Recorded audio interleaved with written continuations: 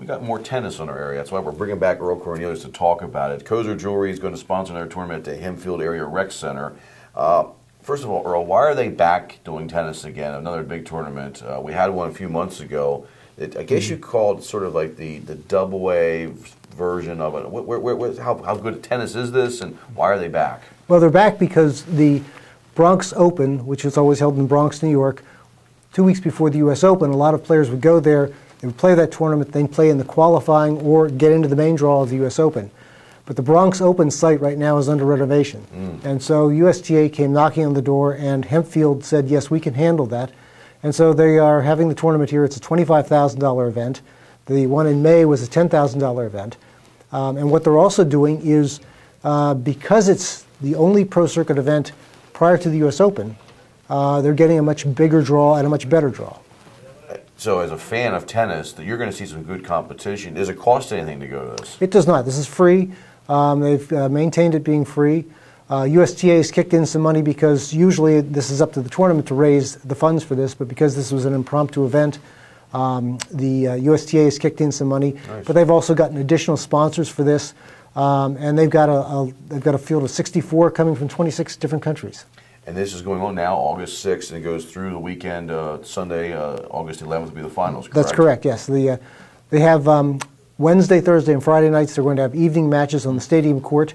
If it rains, they move everything indoors. They've got the seating facilities there. And so that would be, again, Wednesday, Thursday, and Friday. Saturday, they have the semifinals. They begin at 10 a.m., and Sunday, the finals are at noon. Any up-and-coming or notable players that we should be watching for? Yeah, we've got a number of players. There are two who are on the rise right now. There's a girl from Ukraine by the name of Marnia Zanevska. She is currently ranked 116th in the world. And also Ayla Tomljanovic, who is a Croatian who now lives in Boca Raton. She's now ranked 131st. She was the number 4 ranked junior player when she was 16 years of age. Now, wow. Juniors play up to the age of 18. She stopped playing the juniors at age 16 and went to the pros. This past year, she reached the 4th round of the Sony Open in Miami, and she also made her debut in the main draw of Wimbledon. We also have a number of other players there. For example, Virginia Rosano, who just finished the Southern California Open in Carlsbad. She reached the semifinals. She lost to former U.S. Open champion Samantha Stosur in the semis.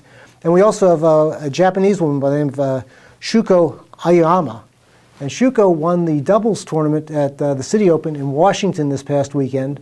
And she's in the main draw of the U.S. Open doubles, and as she told me yesterday, she's now looking for a mixed doubles partner. Okay, so if you're looking for a little tennis action, anybody local going to be in this? There's no one local, but there is a local tie. Okay. We discovered this at the players' party last night.